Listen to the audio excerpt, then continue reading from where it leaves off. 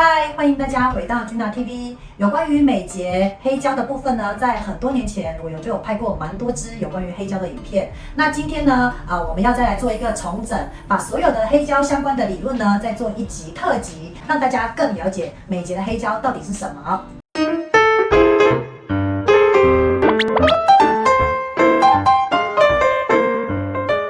首先，我们讲到黑胶，我们要先了解它有哪些成分。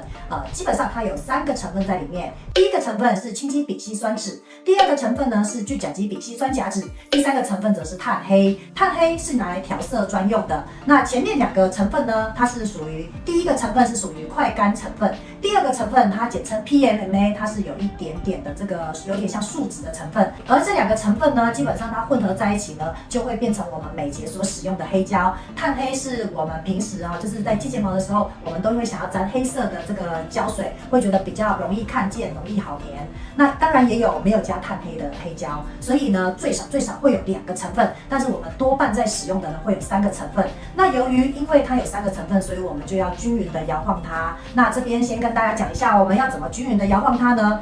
就是把这个黑胶抓好，然后上下用力摇。那这个手呢，最好掰掰袖也在掰，这样就对了哈。因为它其实要有一点力道，那大约要摇1分钟左右。那以前呢，有少数的黑胶说要左右摇，我个人觉得这个比较不 OK。那为什么他们要左右摇？原因是因为他不想要里面喷出来，因为它里面的装置可能比较没有那么的可能也许他们是要省成本或者什么，所以它里面的装置比较容易乱喷。那基本上你这样左右摇其实是摇不均匀的要上下摇如果你想要购买的话，就建议你买可以上下摇的黑胶，这样会比较容易均匀混合。好，接下来我们要讲有关于黑胶温湿度的影响。那这个部分呢，基本上我们把黑胶倒出来之后，它透过它跟空气中的接触，所以它会从液体变成固体。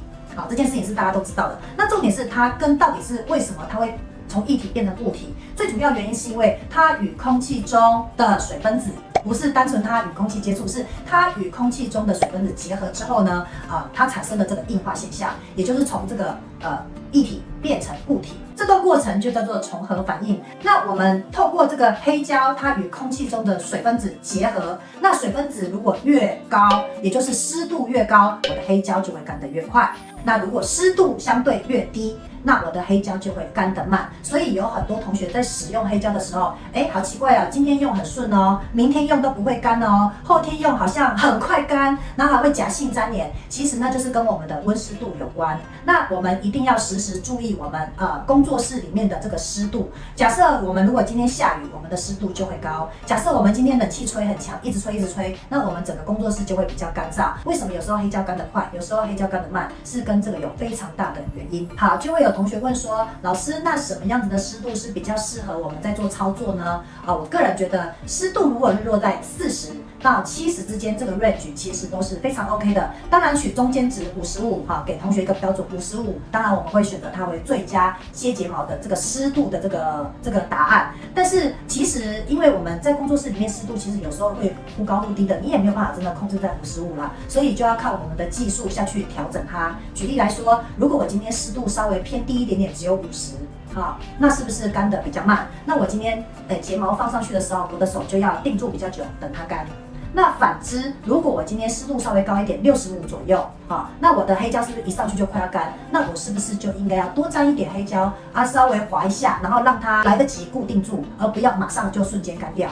好，所以这个部分呢，可能大家要留意一下。那如果可以控制湿度呢，最好就是落在55和60之间。我个人觉得我的手速是最适合55到60之间的例如说，有些在国外的同学，他们就是大陆型气候，他们的地方都会比较干燥一点那可能就是要去调整你的这个整个工作室里面的湿度。你可以放加湿器，然后可以让它有一点就是里面我们的湿度比较湿润一点点那或者是有些同学他的这个，例如说像马来西亚那边就比较潮湿。比较闷热，那湿度就会比较高一点点。那这时候你可能就是需要冷气或者是除湿机这一类的等等下去辅助那就有同学问说，老师，那我黑胶在保存的时候要怎么样保存？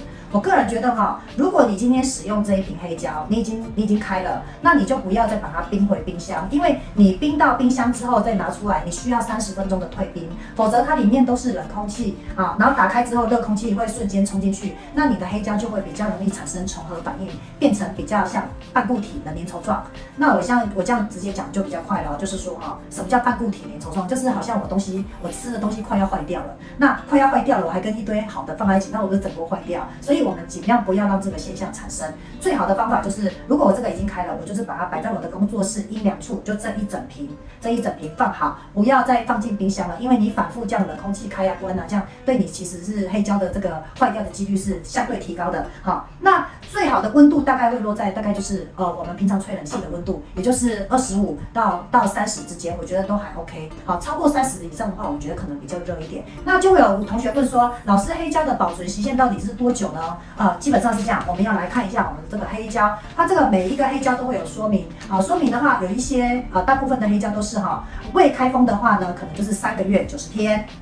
那已开封的话呢，就是假设我今天把它打开了，那我就是1个月内要用完。好，所以它分2个时间一个就是没有开封的时间，又或者是我有开封过的时间，2个的保存期限是不太一样的。那就要看你自己在使用的时候要去留意这个时间。我多半都会在黑胶上面呢贴上，因为这瓶是新的啦，我通常都会在黑胶的头顶上贴上一个小圈圈。例如说我是1月1号开的，我就会贴上去，因为我们真的太容易在初看的时候忘记这瓶黑胶大概已经用了多久。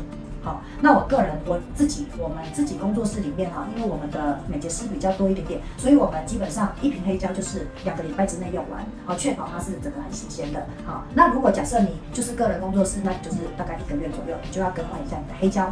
接下来我们就来讲要怎么使用它。均匀摇晃1分钟之后呢，我们就是把它打开，然后我们要拿一个黑胶专用杯。那我们要滴在哪里呢？基本上我们要滴在这个杯子的这一侧的地方，不可以滴在这个杯子的正中央。因为呢，我们滴出来之后呢，每一个这个黑胶滴呢，它如果在平面的地方，它会有非常多的与空气接触的一个面积，所以我们要把它滴在黑胶的旁边。这个旁边的地方呢，基本上它可以跟黑胶接触的面积会大幅降低。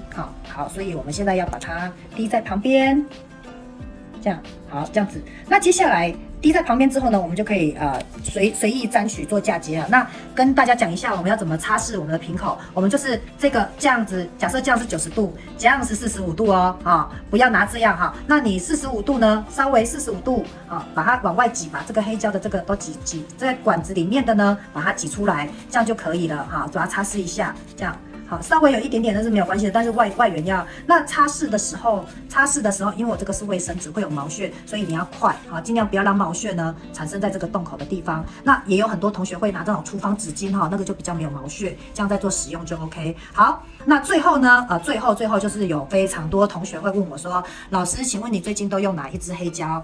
我们最近用的就是这一支405黑胶，那它是祥盛公司出的。好，那因为呢，我在不同的时期就有时候会用不一样的黑胶，那因为太多同学问我了，所以我就直接告诉大家。那以这个网页呢，我会放在影片下方的连结，你如果需要的话，你就自己去做购买。但是我要先讲，我们这支不是业配文，这只是我最近常用，我随时也会更换黑胶。等到我更换黑胶的时候呢，我再告诉你大概就是这样。好，那今天就是我们的黑胶大特辑，相信我这么大的一篇介绍，你对黑胶一定有一定程度的了解了。Gina TV， 我们就下回见喽，拜拜。如果你喜欢我的影片，请帮我按赞、分享、留言、订阅，并且要打开小铃铛，你就会在第一时间收到我们的最新消息。我是 Gina， 我们下回见，拜拜。